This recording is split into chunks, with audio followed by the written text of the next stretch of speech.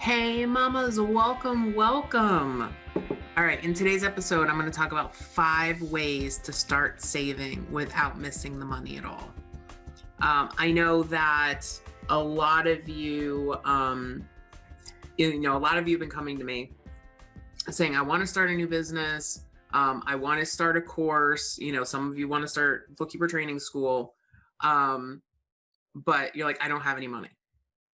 All right, so let's talk about how to find some money without, working a second job, without doing, anything crazy, and really without missing the money at all. Okay, and this is great. Like if you want to start saving for retirement, you want to build up an emergency fund, you want some extra money to pay off debt, like whatever it is. These are like 5 things that you can do where like they're painless. Okay. All right, so the first one is I want you to save any newfound money that comes into your life, okay? So that means that if you get a rebate, if you get a bonus check, if you work some overtime, if you use coupons at a store and it says that you saved X amount of money, I want you to take that money and I want you to put it into savings. Now, you're like, well, part of the reason that I can make it by is because I use all these coupons and rebates and things, whatever. Here's the thing. If you can't afford to buy it without it being on sale, okay, I want you to think twice about buying it on sale. Because I think a lot of times we use the excuse of things being on sale to buy them. Now, if it's stuff that you need anyways, okay, and I'm a huge fan of the site Ebates. Every single time I buy groceries to pick up from BJ's, which is a wholesale club up here, I use Ebates and I get 1% back. Every time I shop at Target to do pickup, I do it on my computer and I use Ebates. Okay. And so I'm getting all these little bits, and every time I get my Ebates check, I put it into savings. Okay. I automatically put it into savings. And so that's a really easy way, right, to build up, and this alone is not going to make you wealthy, okay, by any stretch of the imagination. But I think if you incorporate all of these ideas together, okay, that's where you start to make some headway. Okay, so any found money. So I do this too. Like Eric just got a whole bunch of money for Christmas that goes into his savings account. What I typically do is, like, if I get gift cards and stuff that offset, so let's say, we got some restaurant gift cards, what I'll do is when I use the gift card, I'll actually take the money I would have spent on the food and I will put that into savings. So like we had an issue with the grocery store. They gave us a gift card. When I spent that gift card, I actually took the money I would have spent on the groceries and I put it into savings. Okay. So I don't look at those things as like windfalls. I look at them as shifting money. Right. And so if somebody gives me a $50 gift card, I'm like, ooh, that's savings. Right. Okay. So that's how I like to think about that.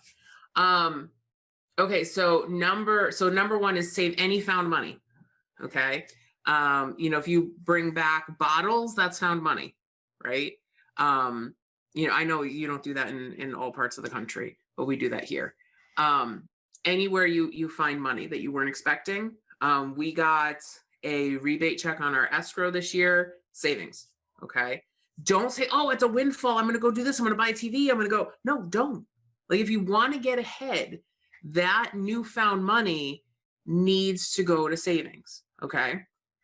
All right. So the second thing is use a roundup program like Acorns. So what these do is when you use your debit card or your credit card, they look at all those transactions and they round up the transaction. Okay. And then they pull that money out of your linked account. So I use my checking account. And then that money grows. And so I just looked into my Acorns account and like literally that's all it does. So if I spend, so let's say I'm at Target, okay, and I spend I spent $100 on, like $100 even at Target. So I'm gonna get 1% back from Ebates, right? So that's $1. And then I'm gonna get, because it was $100 even, they're gonna take $1 out of my checking account and they're gonna put that on my Acorns account. Okay, so I just saved $2 right off that transaction. If it was $100.98, then they would take 2 cents. And what they do is they accumulate until it's like $5 and they pull $5 out of your account. Okay. I don't even notice it. I don't even notice that the money's gone. Okay. And so I looked up my balance. I started using Acorns in 2018. I have $1,400 in my account. Now, again, you're thinking, well, that's not a lot of money. But think about, I didn't have to do anything, right? I did nothing. All I did is set up the account. And then once I set up the account, everything else is automatic, right? And so that money is, that money's just, it's there, right? And I forget about it too. So every once in a while, like I think the last time I went in there and looked at it, there was $900 in the account. I'm like, holy cow, right? It's amazing. So save any newfound money, use a roundup program like Acorns, and there's a whole bunch of them out there. Acorns is the one that I use. And we're going to we'll put a bonus link in the show notes for episode 42. So if you want to sign up for Acorns or you want to sign up for Ebates, it's not Ebates, it's Rakuten now. If you want to sign up for Rakuten, if you use my link, you'll get a bonus. Okay. So, go to Small Biz Mama and look up episode 42. Okay, so the next thing, and I like to do this at the beginning of every year or at the end, basically in that December, January time period. I really look through all of our subscriptions that we're paying for and decide if I'm still willing to pay for them. So I went through, basically what I do is I go through my bank statements, my credit card statements, and I do this anyways because we claim a home office for our business. So I go get all the utilities and I get all of our donations. And while I'm going through doing that, I just look at all the things that we spent money on in the past year and decide okay, do I still want to do this? So we kind of went through them okay, Netflix, we're not really watching Netflix. We're certainly not watching $12 a month worth of Netflix. So Netflix can go.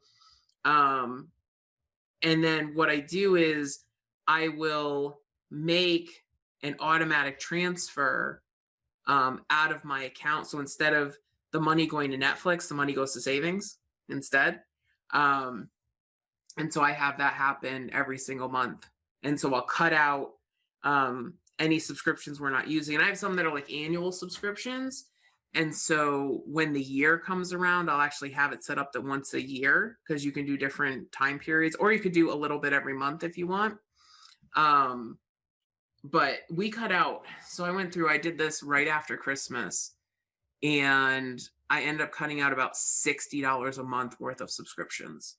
I was I couldn't even believe we were paying for all that stuff. I also took some of my subscriptions and went from the ones I know that I'm using a lot. I went from monthly to annual on those. And one of them, I went from paying $120 a year to $80 a year by going annual. Okay. So, I saved $40 a year by doing that. And that's money too that, I can put in my savings. So take a look at your subscriptions and see, and don't just look at a month of your statements. I would really go through, and it doesn't take long. I can do a whole year in about an hour, because you're just kind of scanning through, right, for things. And it's so funny how often we forget about things that we're paying for, right, because we're not really looking at it. So save any newfound money, use a roundup account like Acorns, cut any unused subscriptions. And then if you are still getting a tax refund, stop getting a tax refund. Because most people, when they get that tax refund, they make a large purchase, or, they'll pay off some debt that they have, which is great if you use it to pay off debt. But the problem is is that you were giving money to the government and paying interest on your debt when you could have kept that money and paid off the debt faster. Okay. And so what I'd recommend you do is if you're getting a tax refund, sit down with the new W-2 tool or the new W-4 tool on the IRS website and see if you can get that refund down. And so typically what I do is I will look at a client's refund and I'll divide it by the number of times they get paid every year. So let's say that you get, let's make the numbers easy. So let's say you get $5,200 back every single year on your taxes. So that, if you get paid every single week, that's $100 per pay period that you could be getting back in your pay. Or if you get paid every 2 weeks, that's $200 every 2 weeks. I mean, think about that. That's a lot of money, right? That's crazy. So you can adjust your withholding. So if you work with an accountant, your accountant can help you do this.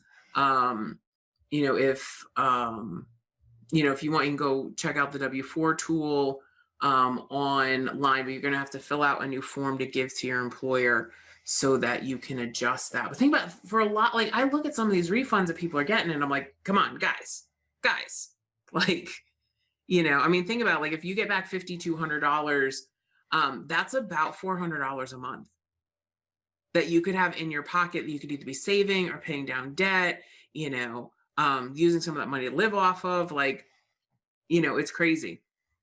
So stop getting a tax refund. Okay. So save any newfound money, get a roundup program like Acorns, cut any unused subscriptions, stop getting a tax refund. And then the last one is save first, not last. So I think a lot of people, what they do is they say, okay, so, I'll just save whatever's left over at the end of the month. Humans are really good at not having anything left over at the end of the month, right? Have you ever heard, there's too much month left over at the end of my money, right? And so what I want you to do instead is I want you to figure out how much you think you can save. Okay. And this is really easy to do. Okay. Because as you're going through all your, your statements anyways to cut your unused subscriptions, what I want you to do is I want you to write down all your monthly expenses. Okay. And figure out how much that is. And then add up all your income for the month and see what the difference is between those two numbers. Hopefully there's more income than expenses. And if there is, then say, okay, let's say that the difference between your income and your expenses is $300. And we're really bad at estimating this kind of stuff. I'll just tell you in general, okay? What I want you to do is I want you to take the first month, I want you to take $200. And so if you get paid twice a month, okay, then what I want you to do is I want you to take $100 out of each paycheck and put into savings as soon as you get paid. Okay. Once it's comfortable for you to do that, I want you to do automatic. I actually want you to go to payroll and have them put $100 every single time you get paid into your savings. And you can do this, like if you're an S Corp, you can do this with your S Corp. Okay. You can change your direct deposit so that it's split. Okay. If you are not an S Corp, if you're an entrepreneur who's paying themselves on a regular basis, and you must be paying yourself on a regular basis, then just take part of the money, right? So have all the money go into your personal account, and then you can set it up so that the transfer comes out of your personal account. Okay. To your savings. Okay. Pay yourself first, not last. Okay. Incredibly important. Incredibly important. Okay. And that's the same thing. Like when we paid off all our debt, we paid off the debt first. So as soon as the money landed in the account, okay, I would pay all of our bills. Okay. So I just make sure, like, literally as soon as money came in, I'm like, these are the bills that have to get paid in the next 2 weeks. So I would pay them all out.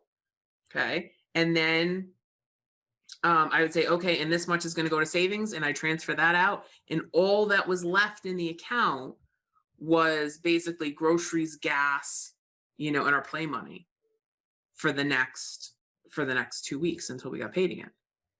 Okay. So, I am a huge fan of just saying, okay, I am going to get everything out of the account that needs to get paid. Like, let's just make sure it's all paid now.